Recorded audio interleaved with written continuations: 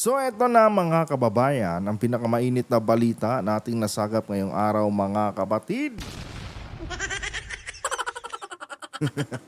Luzon, Visayas at Mindanao, handa na ba kayo?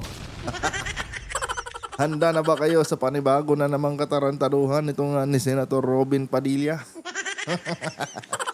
Eto kasi ang sabi sa balita mga kapatid, kung sakali dong mag-convene itong Senado bilang impeachment court sa paparating na impeachment ni Vice President Sara Duterte, aba mga kababayan, itong mangmang na senador na si Senator Robin ay kukontrahin daw mga kapatid itong posibleng maging desisyon ni Senator Tito Soto.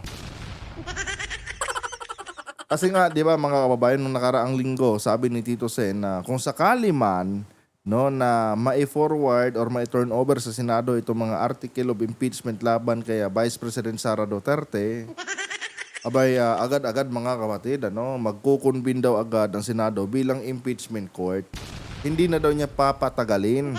Kumbaga mga kababayan, papairalin kaagad niya yung tinatawag na forthwith. Na kung saan minsan na rin mga kapatid, binigyan ni Senator Chis Escudero ng ibang kahulugan.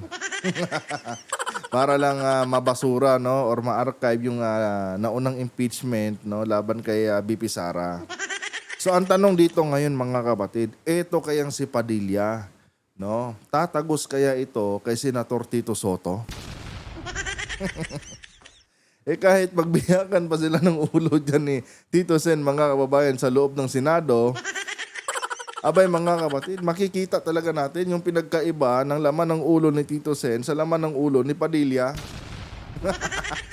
Sa hinaba-haba ba naman mga kababayan ng experience ni Tito Sen bilang senador, talagang marami na itong naipon mga kapatid na mga impormasyon sa kanyang utak. Samantalang ito si Padilla mga kababayan, sa loob ng 4 na taon, gaw-gaw lang yata mga kapatid ang naipon ni Padilla sa loob ng kanyang utak. Literal na walang laman mga kababayan, itong utak ni Padilla. So ngayon, paano mo haharangin itong posibleng maging desisyon ni Tito Sen kung sakali mang ma-turn over na sa Senado itong article of impeachment?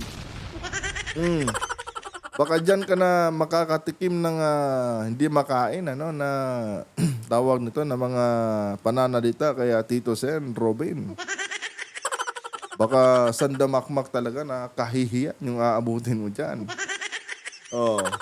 Panigurado to mga kapatid, magmukhang kengkoy na naman itong si Padilla kung sakali mang ituloy niya yung plano niyang yan. Pero bago tayo magpatuloy mga kababayan, huwag niyo po sanang kalimutan na i-like yung ating video ngayon para i-share pa po ni YouTube sa iba pang hindi pa nakakapanood. So for context mga kapatid, panoorin muna natin itong balitang ito at bigyan po natin ng ating opinion at reaction. Kumpiyansa si Senador Erwin Tulfo na hindi magpapalit ng liderato ang Senado sa gitna ng posibleng impeachment trial laban kay Vice President Sara Duterte. So yun na nga mga kapatid, isa pa to. Kasi nga noong mga nakaraang linggo mga kababayan, bulong-bulungan po. Na ito nga dong si Senator Tito Soto ay ipapasibak nitong Duterte Black bilang Senate President. Siyempre mga kapatid, para yung impeachment, or yung pag-convene ng Senado bilang impeachment court, sa paparating na impeachment trial ni BP Sara, masilat na naman. Yun naman talaga ang plano nila dyan, mga kababayan, noong mga nakaraang linggo. Gapangin itong posisyon ni Tito Sen. Ganyan nga lang mga kapatid, dahil ganito yung naging statement po ni Senator Erwin Tulfo, ibig sabihin mga kababayan, hindi po nagtagumpay itong Duterte Black. Sa madaling sabi, wala na pong naniwala sa kanilang mga pambubuyo dyan mga kababayan. Kaya ang resulta, si Tito Sen pa rin ang nakaupong Senate President ngayon. Bigo na naman ang mga tuta ni Sara, Tuloy. Si Senador Robin Padilla naman, tututulan ng pagtipon ng Senado bilang impeachment court. Nakatutok si Mal Gonzales. Ang tanong kasi diyan, Robin, eh. May sasama kaya sa no, sa plano mong gagawin na 'yan. 'Di ba? May makikiayon kaya sa diyan. Oh, siyempre pag sinabi mong tututulan mo, ibig sabihin meron kang mas malalim na dahilan. Oh. Pero kung yung gagamitin mo na namang dahilan is yung mga naratibo nyo na marami namang dapat unahing mga bagay, eh. No, bakit nakatutok kayo dyan sa impeachment? Kung mga ganong-ganong bagay na naman yung magiging argumento mo, aba, Robin. Hindi yan papasa, no, kay Tito Sen. At talagang baka mapaalis ka, no, sa hearing or sa session ng Senado nang wala sa oras. Talagang hindi papakinggan yan ni Senador Tito Soto yung mga ganyang basura ninyong argumento. Oh, kasi nga mga kapatid, mayroong mga article of impeachment, eh, no, na inihain laban kay Sara. Ibig sabihin, may basihan, mga kababayan, yung pagpapa-impeach kay Vice President Sara Duterte. Hindi na pwede dyan, mga kababayan, itong mga palpak na naratibo ng kampo ni Sara. Na yun na nga, marami daw dapat unahin, no, marami daw dapat asikasuhin na problema ng ating bansa, pero bakit daw nakatutok sa impeachment? Eh bakit si Sara, hindi ba problema yan sa ating bansa? hindi nyo pa ba napapansin na puro na lang paninira yung ginagawa ni Sara? Puro panlalason, ayan pa lang, pwede na yung, pwede nyo nang masabi yan na problema talaga itong ginagawa ni Sara Duterte. Dahil imbis na tulungan niya para maging isa tayong lahat, mga kapatid, ang ginagawa kasi ni Sara, no, dinidivide niya ngayon ang populasyon ng Pilipinas. Siya yung nagiging dahilan, mga kababayan, ng pagiging hati-hati natin. Oh, so dapat talaga, mga kababayan, aksyonan itong si Sara. Dahil wala na nga sa katinuan, mga kapatid, itong ating vice presidente. Oh, biruin nyo, pangalawang pangulo siya, mga kababayan, pero mas inuuna pa niya ang mag-travel abroad.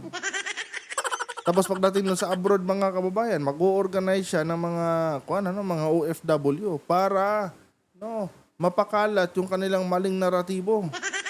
Para lasunin ang utak ng ating mga OFW. Oh, 'di ba? So, sa tingin nyo ba, mga kabatid, hindi karapat-dapat, nasibakin itong si Sara? Kahit ganyan na yung mga ginagawa niya. Itong si Robin, mapapahiya to, panigurado, mga kababayan.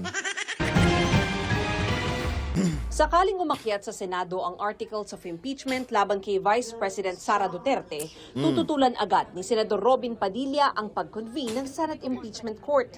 Sabi dito, tututulan kaagad ni Senator Robin Padilla. Ibig sabihin, mga kababayan, kahit yung mga kasama niya dyan sa Duterte Block, hindi sasama sa kanya. Kasi kung sasama pa sa kanya, hindi dapat sinisingle out itong pangalan ni Padilla. Ang sabi kasi, mga kapatid, tututulan kaagad ni Senator Robin. Hindi sinabing tututulan kaagad ni Senator Robin at ng kanyang mga kasamahan. Ibig sabihin, sa gagawing ito ni Robin, mga kapatid, mag-isa lang siya. Diba? Kasi baka siguro, mga kababayan, nakikita na rin ng kanyang mga kasamahan dyan sa Duterte Block na mapapahiya tayo pag ginawa natin yan. Kaya ikaw na lang, Robin. Wala sumama. Mag-isa lang yan, mga kapatid. Sakaling umakyat sa Senado ang articles of impeachment laban kay Vice President Sara Duterte, tututulan agad ni Senador Robin Padilla ang pag-convene ng Senate Impeachment Court. Dahil, eto, pakinggan nyo,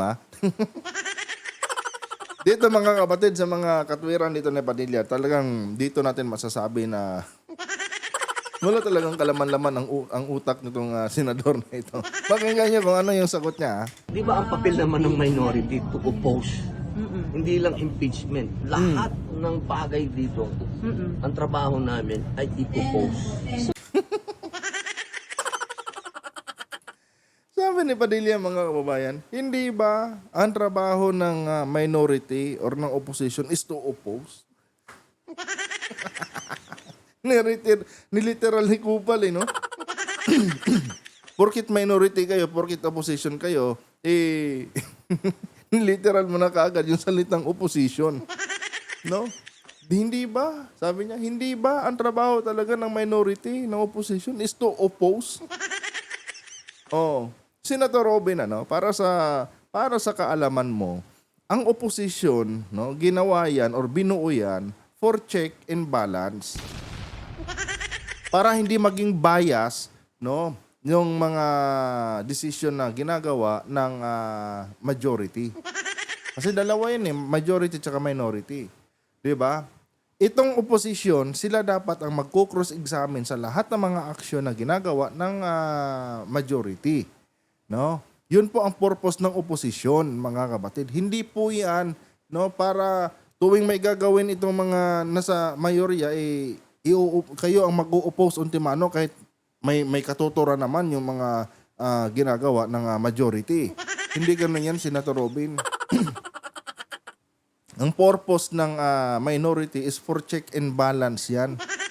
Vice versa yan. Pag ito namang minority, mayroong iminungkahi or mayroong inano, ang purpose naman ng majority is to oppose din, no, sa inyong mga planong gawing hakbang.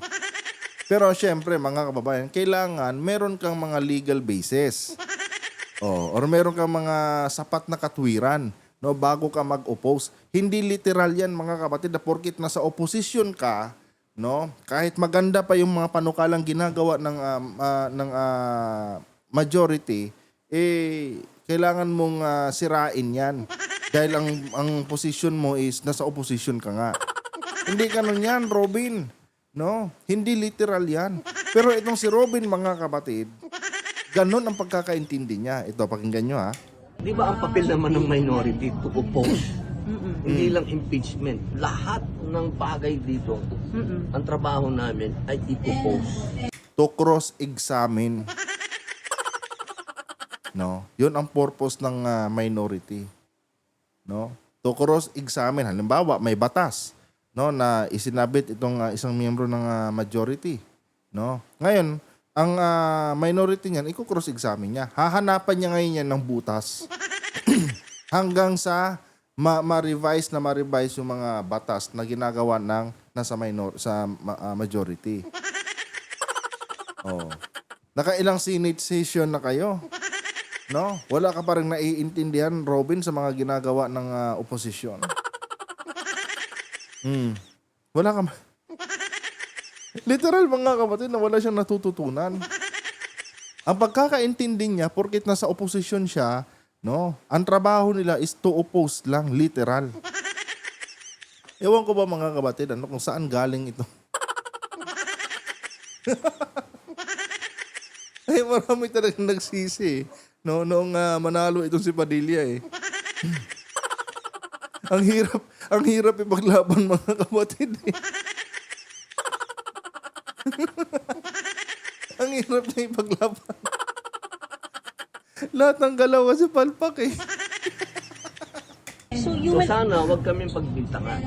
Kapag kami ay nag-oppose, wag kaming sabihan na kami ay bias. Dati nang sinabi ni Padilla na sakaling magkaroon ng impeachment trial, gusto niyang makasara Duterte ang nakaupong Senate President. Pero hindi anya ibig sabihin nito ay magsusulong siya ng kudeta. Di ba? Sabi na ni Padilla, mga kapatid, noon pa. Gusto niya, na kung sakali matuloy itong impeachment ni Sara, gusto niya ang Senate President, makasara Duterte. Bobo talaga, no? Bobo talaga, mga kapatid. Edi kung makasara Duterte yung Senate President na nakaupo, edi automatic, no? Archive na naman. Oh, di ba? Kaya, mga kababayan, hindi na ako nagtaka kung bakit nung nakaraang linggo nga may mga lumabas na bulong-bulungan na ito nga si Tito Sen daw ay pinapagapang. Kasi nga sila yun, mga kababayan. Gusto nilang silatin yung position ni Tito Sen. Unfortunately, mga kapatid, walang kumampi. Oh, walang nakiayon sa kanilang masamang balak, kaya laban kaya Senator Tito Soto. Ngayon mga kababayan, wala. Iyak. Diyos ko, Robin. Ay, nako. Huwag kaming sabihan na kami ay bias. Dati nang sinabi ni Padilla na sakaling magkaroon ng impeachment trial, gusto niyang makasara Duterte ang nakaupong Senate President. Pero hindi anya ibig sabihin nito ay magsusulong siya ng kudeta. Hindi naman yun pagiging senador. Political yun. Siyempre, wala tayo wala kami. So walang Ang katotohanan ng SP ay si SP Soto. Ano gagawin lang? Hindi man ako sumasali sa bata-bata ko pa. Bago lang ako dito sa Senado. Kanina nagkaroon ng caucus ang Senate minority. Pero ayon kay Minority Leader Senador Isa pa to. Isa pa to si Boy 10K, oh. Diyos ko. Dapat dito sa mga to, burahin na no?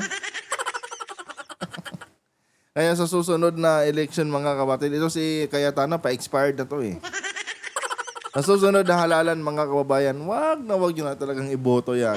Dapat mabura na yung mga lintik na yan sa Senado. Alam niyo mga kapatid, sila yung nagpapahirap sa mga kababayan Marami na nga mga Pilipinong naghihirap dahil sa sobrang mahal ng bilihin, dahil nga sa mga nangyayari ngayong gera sa ating bansa. Sila din, ginagatungan nila. Imbis na i-encourage nila yung mga kababayan natin na, patuloy lang tayo sa buhay, patuloy lang tayo sa ating ginagawang hanap buhay dyan, huwag tayong tumigil para at least matustusan natin yung pangangailangan nating mga pamilya. Sila mga kababayan, inuudyukan nila ng kung ano-ano ang utak nito mga kababayan natin, mga mahihirap. Alam niyo kung bakit nila tinatarget yung mga mahihirap, mga kapatid? Kasi nga nakikita nila na itong mga mahihirap ngayon sa Pilipinas, ang may pinakamalaking numero ng populasyon dito sa loob ng ating bansa. Kaya yun yung minamarket nila, mga kababayan. Kaya nga yung ginagawa nitong side ni Sara Duterte, puro pasimpatya.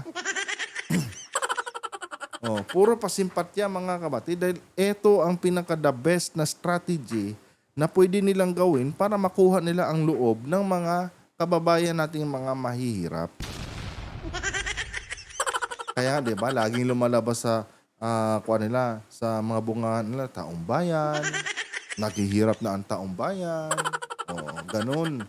Kasi ang market talaga ng ganyang mga mga pananalita is yung mga mahihirap talaga natin, mga kababayan. Alam kasi nila na ito yung may pinakamalaking numero. Bakit tayo magpo-focus dito sa middle class saka sa sa upper class kung iilan lang yung mga tao diyan? Dito tayo sa mga mahihirap kasi itong mga mahihirap na ito, mga bobo yan sila. Kaya nga naghihirap yung mga yan dahil mga bobo sila. Ito ang lasunin natin. Ito yung udyukan natin ng kung ano-anong paninira laban sa gobyerno. Kasi pag ginamit natin sila, panigurado yan. Marami yung makukuha nating simpatya galing sa sektor na yan. And gusto nila, ipakilala yung kanilang mga sarili na kami ang inyong tagapagligtas. Kailangan nyo kaming suportahan dahil kami ang magbibigay sa inyo ng kaginhawaan. Di ba? Yan. Real talk lang yan, mga kababayan. Pero ito lang, noong panahon ni Digong, ganon din naman ang ganon din naman ang marketing ni Duterte, sa noong nangampanya siya. Pero ang tanong, mga kababayan, noong matapos ba ang ang administrasyon ni Duterte, may nagbago ba sa buhay ng ating mga kababayang sumuporta sa kanya? Wala, mga kapatid, di ba? In fact, mga kababayan, yung mga kababayan natin, mga mahihirap na siyang tumulong kay Digong para maiupo siya dyan sa Malacanang. Yun pa ang kanyang pinagtripan, mga kapatid. Galing doon ang pinakamalaking numero, na nabiktima nitong kanyang tukhang. Ngayon, ganun na naman ang ginagawa nila, mga kababayan. inuulit na naman no nitong kampo ni Duterte yung estratehiya nila noon sa panahon ni Tatay Digong nyo. Diyos ko. Masali sa kung bata-bata ko pa.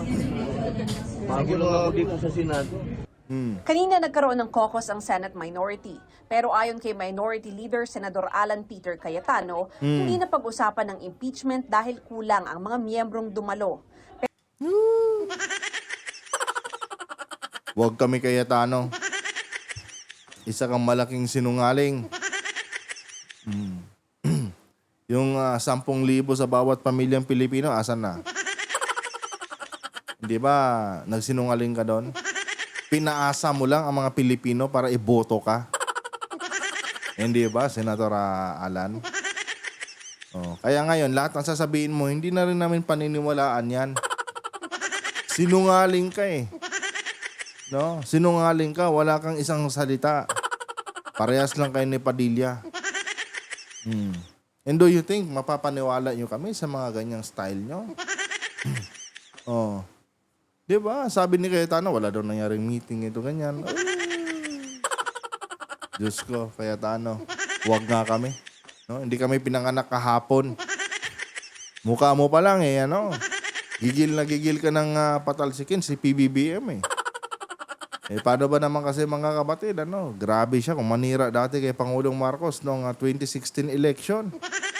Tapos hindi man lang nanalong vice presidente. Oh. Talo din naman siya ni Lenny.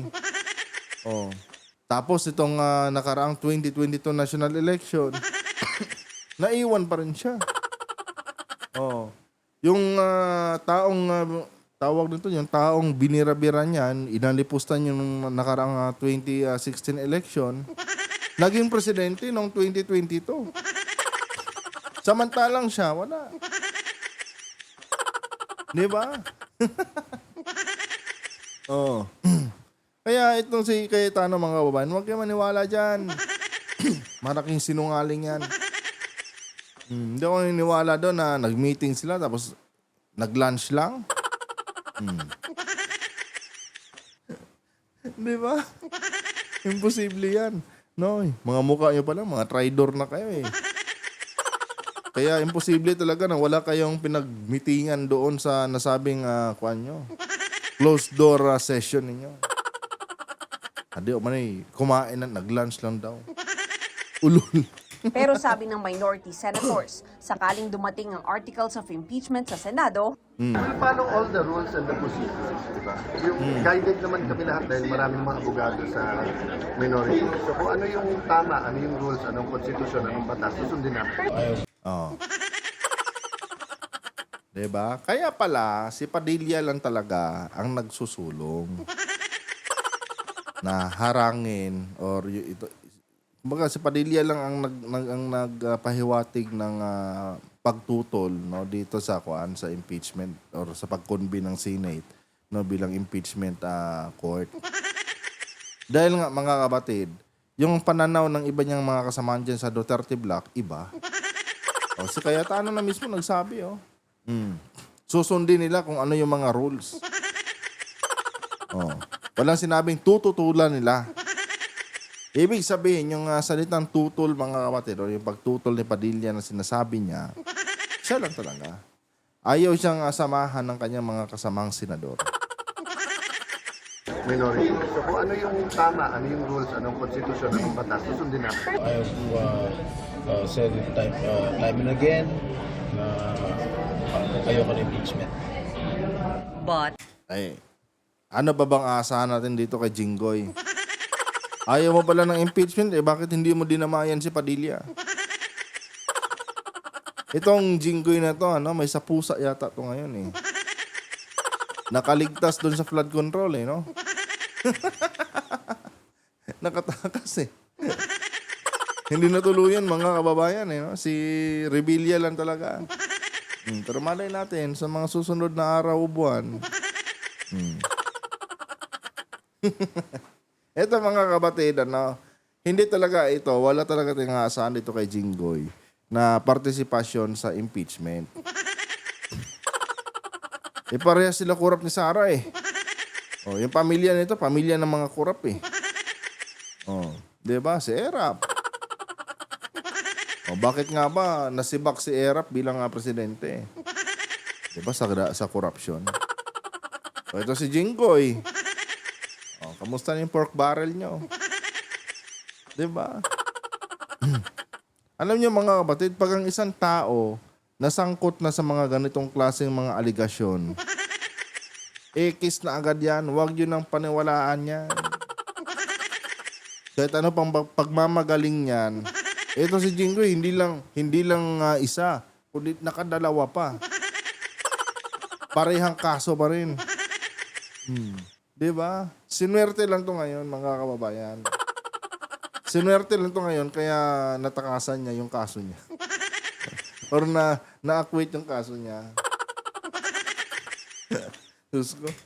Since mukhang aakyat siya. So wala tayong Well, inaabangan na namin. At Isa pa to.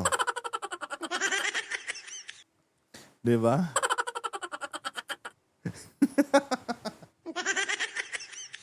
Alam niya mga kapatid, ano? Kung ngayon nanggagalaiti na kayo, ano, sa mga loyalista to ha. Kung ngayon nanggagalaiti na kay Amy, how much more pa kaya kapag naupo itong si Sara? Baka hindi lang kayo manggagalaiti dito sa hinayupak na babaeng to. Baka isumpa nyo pa mga kapatid, ano? Pati yung uod ng katawan nito. Kasi nga mga kababayan, pag halimbawa lang nanalo si Sara, mga kapatid, si Amy yung number 1 na magdidiin kay PBBM at magpapakulong kay Pangulong Marcos. And ito ito analyzation ko lang to mga kapatid Kaya siguro ganito yung stand ni Amy ngayon para masulo mga kapatid yung mga yaman na naiwan ng kanilang ama. Parang yun yung na-analyze ko dito Kaya itong si Amy nakikipagtulungan kay Sara dahil baka may long-term plan talaga siya na dapat makulong yung si PBBM. Nang sa ganon, masolo na niya yung mga kayamanang naiwan ng kanilang ama. Dagdag ni Senadora Amy Marcos, tulad sa Kamara, ay may pananakot din umano sa Senado para bumoto laban sa bise. Ito na. Nandito na naman tayo sa pananakot na naratibo. Pananakot naman. Ito, pakinggan nyo. for later release. Ibig sabihin, itetenga yung kanilang mga project. Ngayon, yung 3 little letters daw, OMB, kakasuhan daw kayo.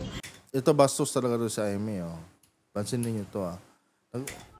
For later release. Ibig sabihin, Yan mga kapatid, may kumakanta ng lupang hinirang.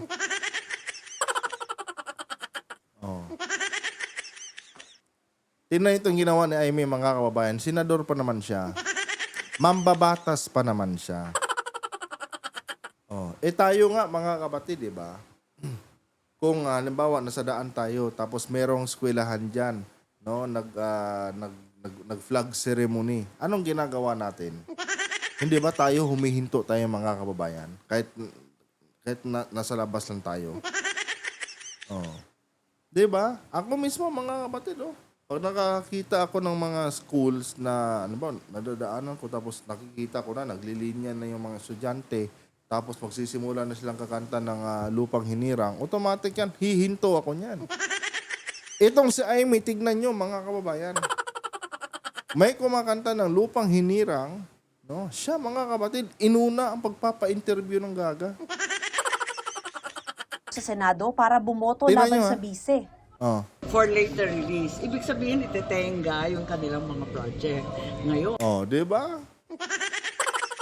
Napatingin tuloy si Manong, Ano ba tong Amy na to? Senadora ka pa naman, Tingnan niyo to. Napatingin siya, mga kababayan. Kumakanta sila ng lupang hinirang si Amy. Nagpapa-interview. ngayon, yung 3 little letters daw, OMB, kakasuhan daw kayo. Ano ba ito, nananakot? Nawala tuloy ako. Ano ba sinabi namin? Ulitin Ano natin. sa Senado para bumoto laban sa bise. For later release. Ibig sabihin, itetenga yung kanilang mga project. Ngayon, yung 3 little letters daw, OMB, kakasuhan daw kayo. Sabi ni Amy, mga kabatid, ginigipit daw ngayon ang mga senador. Yung mga proyekto doon nila, matitenga kapag hindi bumoto, no, sa impeachment ni Sara. Di ba? Matitenga daw, mga kababayan. Oh. Ganon yung mga naratibo ngayon na pinapakalat ni Amy, mga kapatid. Which is, wala namang katotohanan yan. Di ba nga, mga kapatid, no? Noong nakaraang January, na-release na yung budget, no? Para dito sa taong 2026. Wala pa namang budget call, Amy, ha? So, ano mga projects yung mga sinasabi mo? Lahat ng mga projects na yan, kasama na yan sa GAA. Kung mayroon mang project sa isang senador, kasama na yan sa GAA. So, anong project ang pinagsasabi mo? Yung 2026 national budget, na-release na nga nung nakaraang Enero. At malayo pa, yung budget season, or yung fiscal year. Yung fiscal year, ang sisimula yun, yung nagkakamali, June or July. Diyan pa lang magsisimula yung budget call sa mga ahensya ng gobyerno. So paano mo nasabi na hinuhold yung mga budget nitong mga kasamahan mong senador kapag hindi sila bumoto patungkol sa impeachment ni Sara? Kapag hindi sila bumoto ang pabor sa impeachment ni Sara, paano mo nasabi yun? Di ba? Gumagawa ka ng kwento, Amy. Binastos mo na nga yung plug ceremony dyan. No? Nagpakalat ka pa ng fake news. Diyos ko. Ano ba ito? Nananakot? Pagbihira naman. Hinihingan namin ng pahayag ang liderato ng Senado kaugnay sa alegasyon. Kaugnay naman ang pag-convene sa impeachment court, nanindigan si Senate President Tito Soto na gagawin yan oras na i-transmit sa kanila ng Kamara ang articles of impeachment. We have been doing our best to be ready. The Senate will do its job.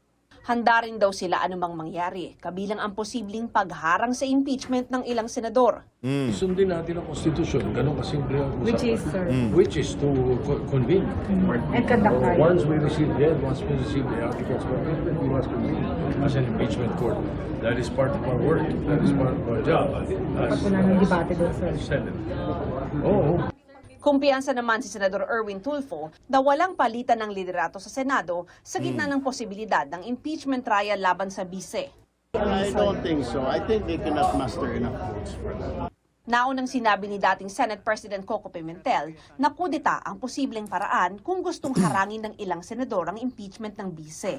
Pero sabi ni Tulfo, solid ang suporta ng mayorya kay Soto. Magtiis kayo dyan sa Duterte block. Diba? Sino namang kakampi sa kanila ngayon? Sila Jinggoy lang. Sila Jinggoy lang. Yung mga corrupt lang, no? Yung mga naakusahan doon sa flood control, yun lang ang kakampi dito kila Padilla. The rest, mga kapatid, hindi na yan. Wala nang kakampi dyan. Ay, nako. Anyway guys, mapunta po tayo ngayon dito sa ating pangalawang balita. Alam niyo ba mga kapatid, yung anong oras na to? Parang hinaantok na ako Kanya nga lang kailangan natin gawin to dahil bukas kasi baka mabisi na naman ako. Kaya ngayon pa lang nire-record ko na. Alam niyo ba kung anong oras na to mga kapatid? 3:38 po ng madaling araw.